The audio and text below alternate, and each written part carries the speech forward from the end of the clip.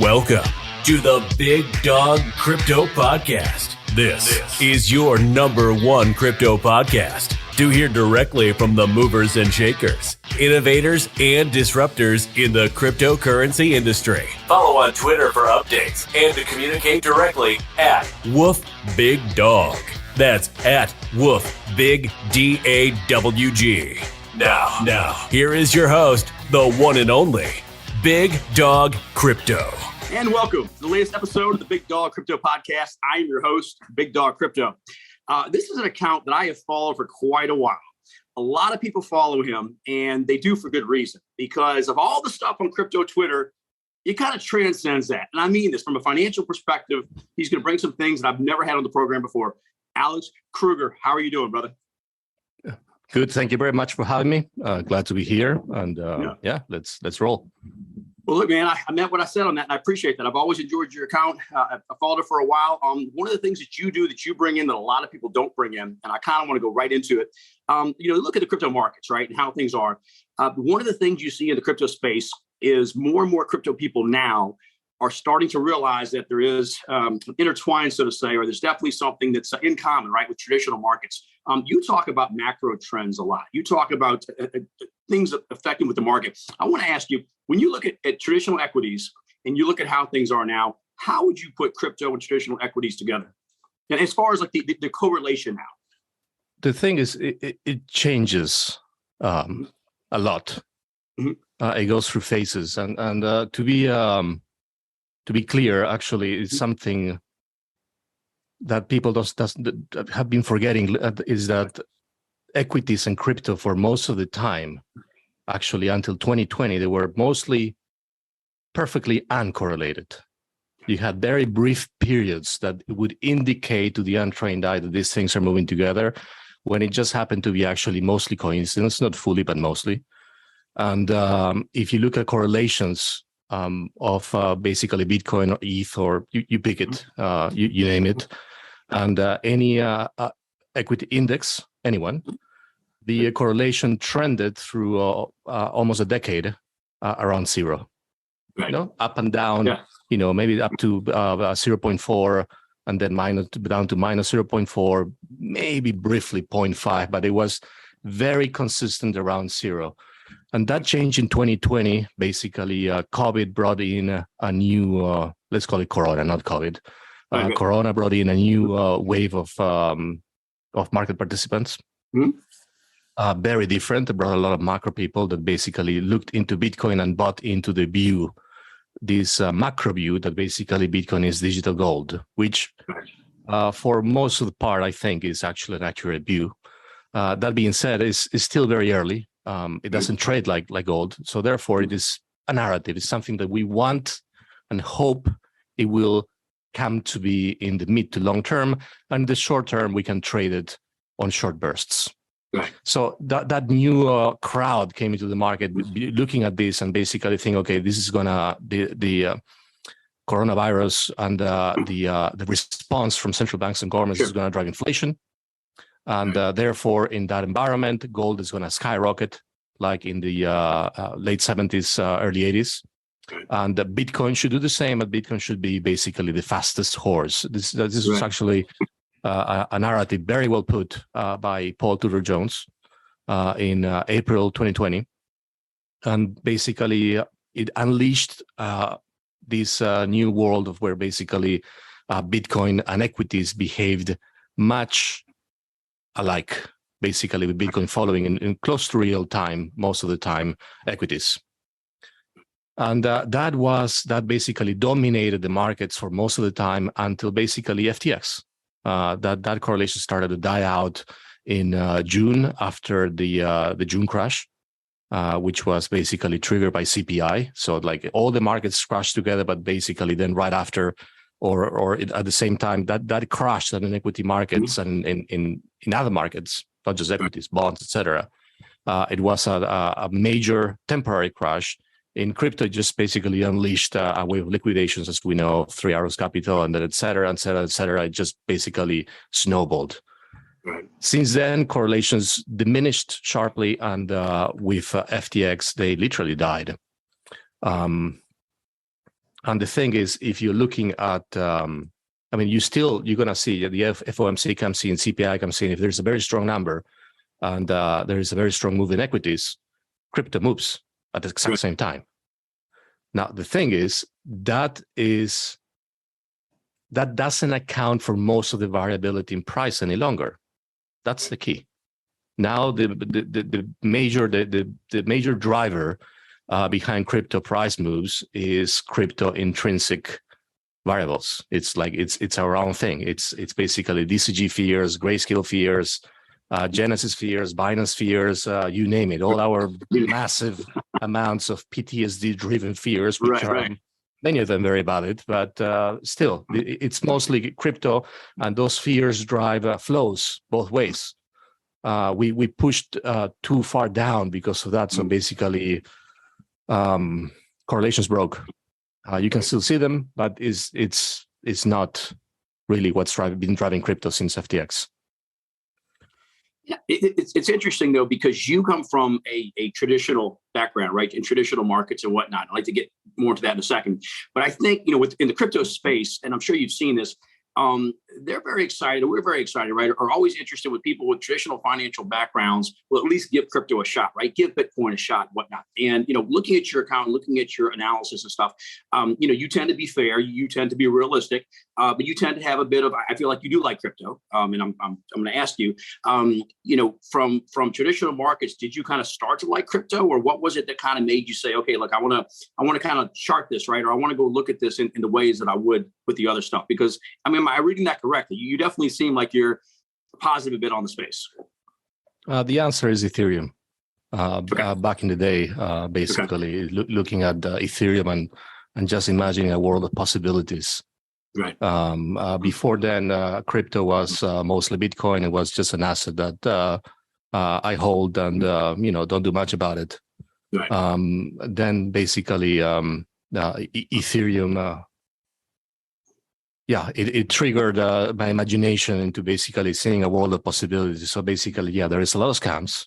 Right. Most of crypto actually is a scam. Most endeavors and most coins are scams, but that doesn't mean that basically what's behind it underneath actually it's a tool that can be used for generating massive amounts of value, generating increasing liquidity across borders, across asset classes, within asset classes, you name it. Right. Well, so with that being said, one of the things that you heard for the longest time was Bitcoin is a hedge against inflation.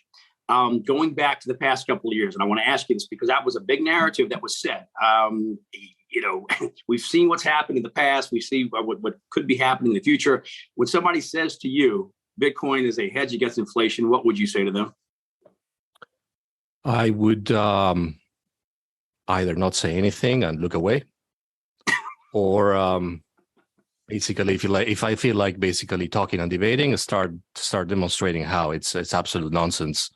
But that demonstration gets how to put it. It dies rather quick because people that have that view tend to be very extremely unflexible in their views about the world.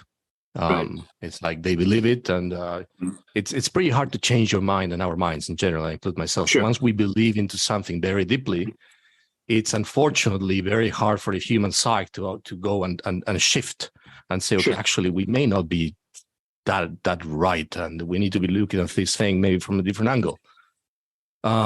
The people that believe in Bitcoin as an inflation hedge and have that sucked off that tit for too long, they're too deep that rabbit hole. Yeah, down too deep. So it's kind of hard to argue about it. You look at the price and basically very simple. It's not true. I agree with you. I mean, look, true. I mean, people said that, and you watch the but it doesn't have to be true. Yeah, that's the issue. It's like it doesn't have to be true. It's something that it's an emerging asset class, and it's an emerging asset, not as much anymore Bitcoin, but still an emerging. You can tell by the volatility and the liquidity and the lack of regulation and the fragmented liquidity and everything that happens around it. Even though it's not as emerging any longer as it was until basically 2020, is still quite an emerging asset class.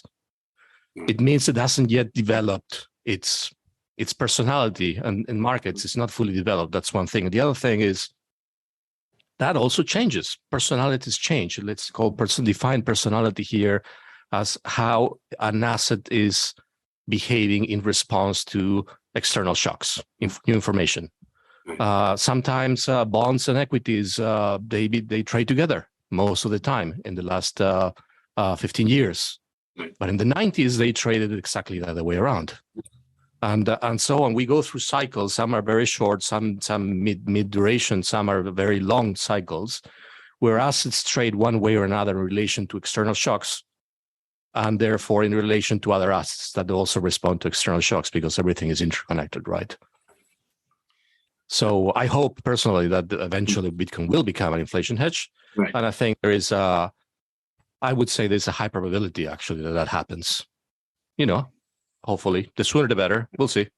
And you said it right. I mean, it's an emerging asset class. You look at all the asset classes, right? And we're in, 12, 13 years, whatever we want to call. I mean, we're in the beginning. I do want to ask though your history, most of your stuff, so that when you look back at what you've done, I mean, how would you describe, everything that you've done as far as your specialty, so to say? Risk taking. Well, I guess mainly about risk taking and managing emotions. It's all maybe I like to say all interconnected a little bit too much, but it's all interconnected at the end. Anything that is managing risk and trading is just an expression of who we are, right? It's a good risk taker, a good trader, a good risk manager is someone who is emotionally tends to be emotionally stable. Right.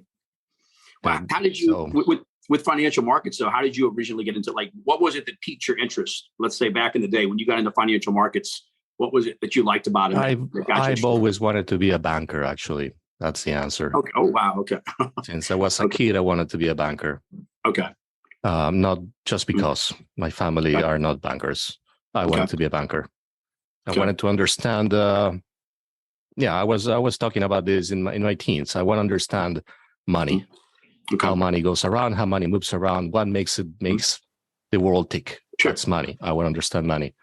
That leads to, that led to a choice of academic education, and then the choice of career choices, and it snowballs into something, It snowballs into something, not necessarily what we planned.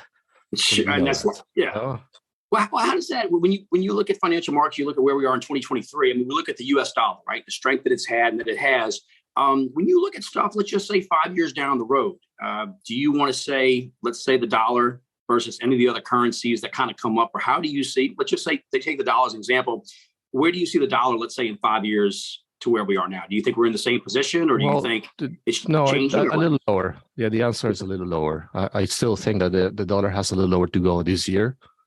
And then eventually, let's say 2 years out, it would make sense. I mean, I don't really know, but it would make sense for the dollar to basically settle down into a range as it usually trades the dollar. But by the way, when we talk about the dollar, usually we're talking about the euro or the euro dollar, because basically 2/3 of the DXY index is the euro, and the remainder is the yen, the pound, and a couple more, but it's mostly the euro. So we're really actually talking about interest rate differentials between two very large developed economies. And these tend to basically trade very alike one another and behave very like one another. They have very, very significant differences, but most of the time they move in sync, which is why basically the dollar is usually stable in a range. And then when we have big shocks, it goes one way or another. But it comes in bursts. So I think the big shock already happened. That was basically started in either November 23rd, 28th, or December 3rd of 2021. That was the hint. Then we had the minutes. I think it was January 5th of 2022 that basically unleashed the beast, the Fed beast. Right. And many of us still were in denial about what was about to happen, myself included, because I didn't think the Fed would go beyond basically I didn't think the Fed would be going into 3% at all last year. But basically, inflation just kept on surprising the forecasts, and the Fed snowballed into us, and they pummeled the market, right? But that really, actually, if you look back, it really happened really fast. The market it mostly moved between, say, March 30th of last year to June 13th. That's the move. Everything else is noise around it, a little bit lower, a little bit higher. Sure. Then we have the after effect in the UK with the lifers there needing a government sort of bailout that put another big bottom, but it's mostly behind us. So what's the next information shock we're going to have to send the dollar one way or another? I don't know, but it's hard to see at this point something massive that is going to basically send it trending very hard one way or another. So therefore, in the absence of information, I'm going to just go and have the very unbold forecast of saying that it's just going to settle down. And I think short term has a little bit more to go this year. So it's interest rates going down more than the forecasts, than what's priced in. I think inflation is going to drop dramatically this year, driven by rents in the US.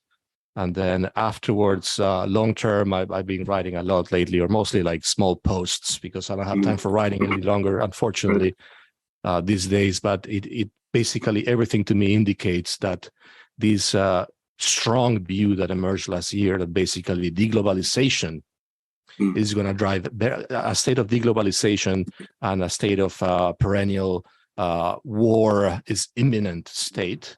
Right.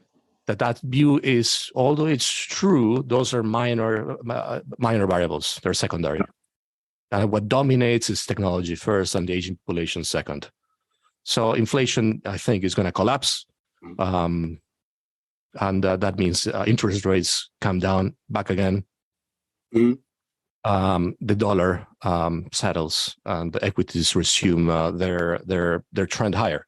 Not as much as not as strong as before, but yeah, I'm optimistic. Well, I'm glad you talked about interest rates, because I wanted to go with one of your tweets that you did today, which I love, where you did the Fed's to pause. What is it? Do need 6 months of data, not just 3. You said 6 months of data. That's the first time a Fed official specifies what evidence inflation is coming down over the next few months means. Yeah, it's you go into that a little bit. I mean, I love that. They give you all of these hints about what they're thinking and how these external events are going to affect their decision making. Right. But they rarely specify exactly what these things are. So this is really important. It's like, okay, well, what are these guys thinking about? How long do we need to see inflation come down?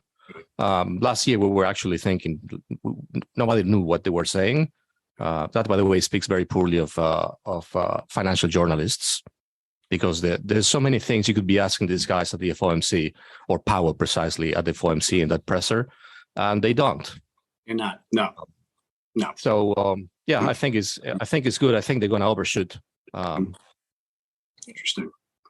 And I think most people think, it's kind of funny. It's like most people with how to put it, with something at stake in the market, think the Fed is going to overshoot, but the majority still is bearish. Like, consensus is that things are going to get bad. Right. That's like the big consensus by everybody. Yeah. You think about it, right? Shifted a little bit early this year, but it's still, that's the consensus. But it's interesting when everybody has that consensus. And I want to bring up, I have a lot of new people listen to the podcast, and I always try and give just suggestions or advice to kind of make it through the markets. And a lot of people that came into crypto specifically in quarter 4 of 2021. I want to ask you, we're in January now. Obviously, we saw what we lived through in 2022. What macro events, specifically in crypto, or perhaps even in the world, would you say concern or be on the lookout for? And we know some of you can't predict. I get that. But look, and I know it's probably 1 or 2 things on the top of your mind that if these macro events happen, you're concerned about. The big things are the big crypto players. So basically Binance, Tether, Circle, Gemini, and but we already know that they're going down. And then Grayscale. I think those are all very. I think it's very unlikely we're going to have bad news on that front for any of them. The one thing that is more likely than the others is, but I still don't think it's going to happen. But I think if it happens, I'll be selling, and I think everybody should be doing the same. Taking cover. It's very important to react fast when bad things happen. Like a reflex has to be instinctive, fast. Right. If you worry about it 24 hours later, then you're possibly too late. Yeah. Like for those who basically need time to react, quite likely it's best to not react at all and just long term and just be long. But the main one is basically Grayscale unwinding the trust, which would lead to basically quite likely very significant Bitcoin selling pressure in the spot markets. Do you think that's going to happen? No, I don't. Okay. I don't, because Grayscale is a very valuable asset. It's best. Right. It's best as a trust. Okay. It's valuable. It's a valuable asset. It's a cash cow. Why would you unwind it? Right. So yeah. Okay. And right now, with Bitcoin going up, as you've seen, it's been on a bit of a tear over the past couple of weeks, 3 weeks or more. For people that say, "Hey, this is," and look, I don't know. I'm asking your, I'll say speculation, but your opinion, your analysis. Is this a sucker's rally? Is this disbelief? Is it actually a start of perhaps a new leg up? What are your thoughts from what you're seeing, at least as of now, right? Third week of January with Bitcoin this year. To be honest, 23K was my my big level for this rally to come up. It went up a little bit further as usual, 23.5, 23.4, I think. That being said, from here, the way I see it is like kind of like it's short term is 50-50. I don't have an edge. It's 50-50 and big correction right now. Anyhow, if we move beyond the immediate term and we look into a Q1, I think it's very realistic to see Bitcoin to trade up to 30K this quarter, and maybe like what I'm thinking for the half of the year is just a guess. It's 30-35K, just based on the markets and knowing how markets usually they trade after a big crash. They tend to reverse to the original or the point of origination and run it through a little bit, because people who are short or hedged, they have a tendency to put their stops right there.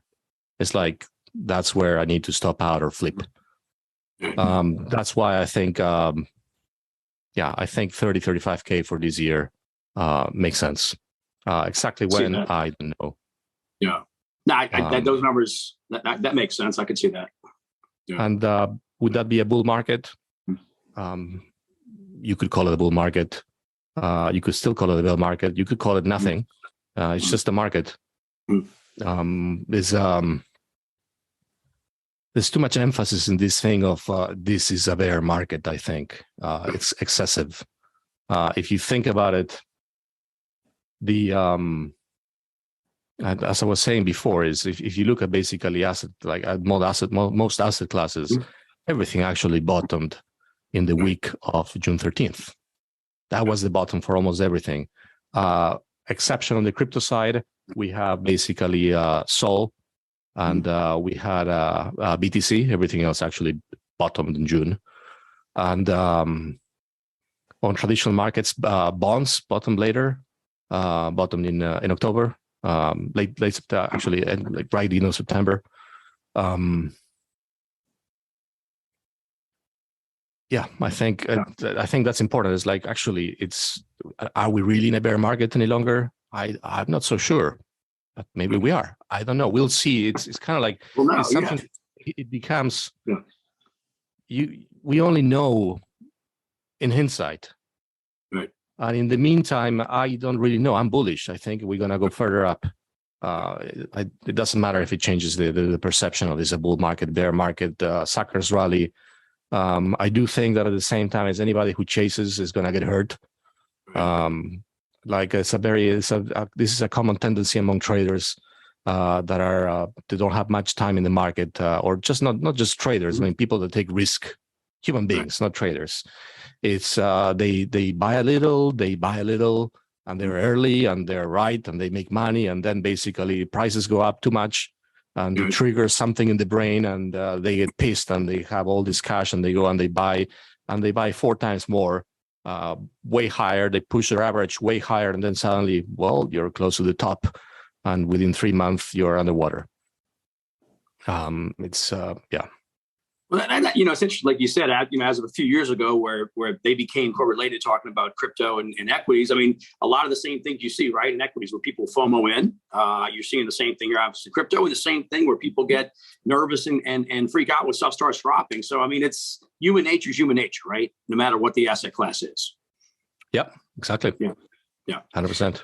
Yeah. So do you want to make a prediction now when we look at market cap of gold, market cap of I'll say crypto, but Bitcoin specifically? Any idea when? And what I'm getting at, do you think a couple of years, 5 years, 10 years, when could you see Bitcoin as a market cap passing gold up, or do you think it'll happen? I think it. I don't know. I think it. I would put my money on it happening. Mm-hmm. But I have no idea when.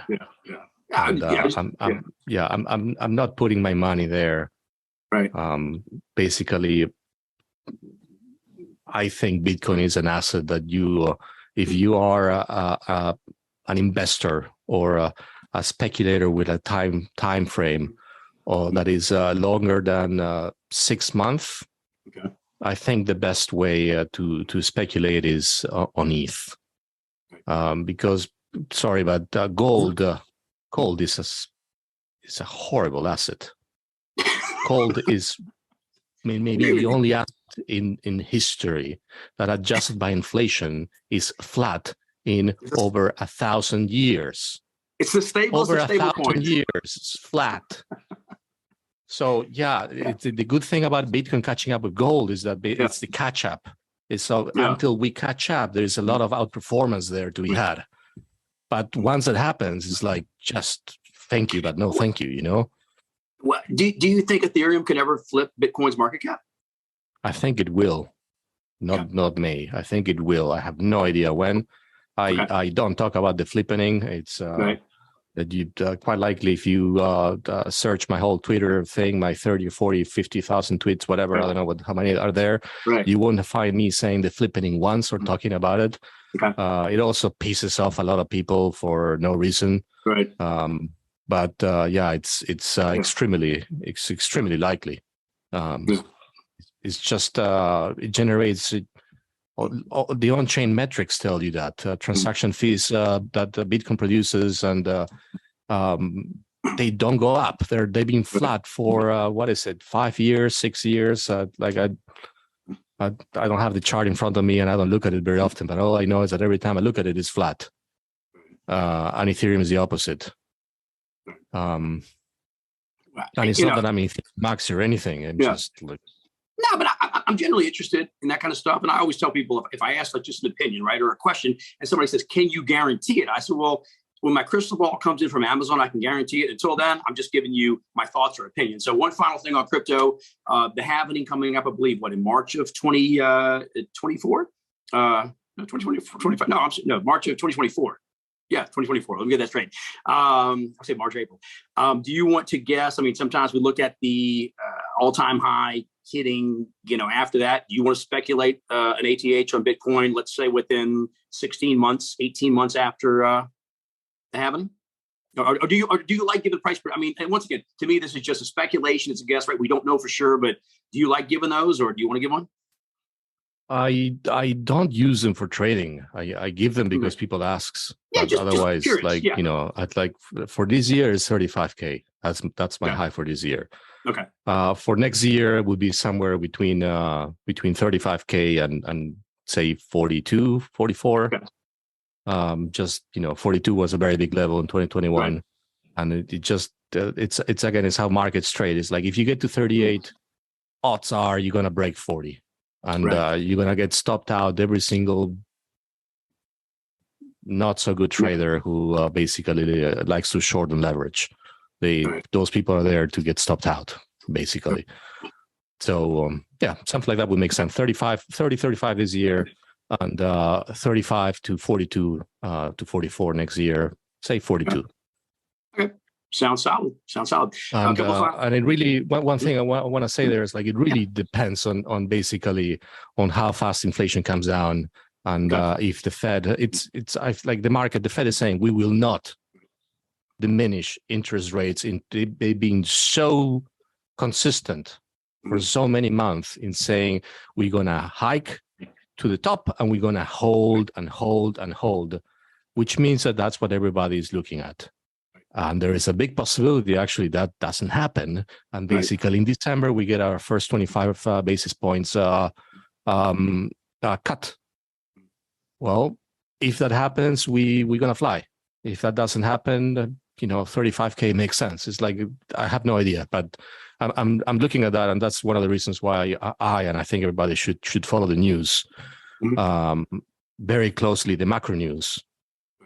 And the importance is like, we never really know what's going to happen in the future. That's why when we have relevant news, it's important to ask fast. Right. Then afterwards, we worry if we were right or not. We'll see. We'll figure it out later. So you'll be, because the next FOMC meeting is going to be on February 1st, I believe, right? So, I mean, it's if they say, look, we're not going to be raising. 2 Wednesdays. What is it? I believe it's what next. Yeah. So, I mean, let's just. So if they come and say, hey, we're not going to be raising them at all, would you expect then Bitcoin to get a big boost out of that? I'm not. I don't have a view this FOMC. Okay. I don't. And at the same time, Bitcoin hasn't been responding much to macro. Okay. Like a few days ago, there was a big speech by Powell. The Bitcoin didn't move. Yeah. So no, I'm not. It may be different at these levels because now basically we had a big run. There's a lot of air behind, so that may change. But unfortunately, like TLDR is, I do not have a view for the upcoming FOMC. I often have views and I trade those views. This time I don't. So I'm just going long, and unless something very big happens, I may not even trade it. In fact, I'm going to be traveling for a wedding in Latin America. So hopefully nothing big happens, because I'd rather not be stuck in a trading station then. That makes sense. And you helped me segue to the next question. My last couple of questions I always like to ask: if a plane's picking you up today or tomorrow and you're going somewhere, what are a couple of countries that you want to go to that you haven't been to? But I haven't been to Australia, I would say. Okay. I have been to Australia, New Zealand. I haven't been there. I would love to go there. Okay. Where else? Not that many places. I traveled a lot, fortunately. Okay. Yeah, Australia. Yeah, that's cool. I always want. That's one of my favorite places. I've always wanted to go. I definitely want to go. And then hobbies. When you're not doing crypto, when you're not doing analysis, when you're not looking at everything, and you're very active on Twitter, right? You're always there. You do a lot of content. But when you're not doing that, what sort of stuff do you like to do? I like to bodyboard, and I like to play video games about the world domination. Okay. Cool. Pretty much. Cool. Nice. Okay. And I do a final bonus question. And your favorite food? What's one, two foods? People know a little bit more about you. What sort of food you like to eat? Steak with fried eggs. In Argentina, we call it bife a caballo. Nice. Makes no sense, the a caballo, but that's how we call it. Oh, nice. I've always wanted to go to Argentina. That's on the list also. So it's good steak there. Nice. Yeah. Well, cool. Well, look, I appreciate you taking the time to come on. I know you're very busy. I've been trying to get you on for a while, and it's an honor to have you on. Alex, thank you so much. I appreciate it. How do people find you? Best way to find you? Just Twitter. Exclusive on Twitter. That's it. I even added the blue check mark recently, so people don't minimize the possibility of people getting scammed, which happens a lot. Right. But yeah, simply Twitter. My DMs are open. Happy to chat generally with or once we engage productively, which is quite a few. I met actually quite a surprisingly large number of interesting people through Twitter. Yeah. But yeah. Cool. All right. Well, look, Alex, I appreciate taking the time, and thanks for coming on the Big Dawg Crypto podcast. Excellent. Thank you very much for having me. You've been listening to the Big Dawg Crypto Podcast. Follow on Twitter at WoofBigDawg. Woof, Big DAWG. And run faster than the competition.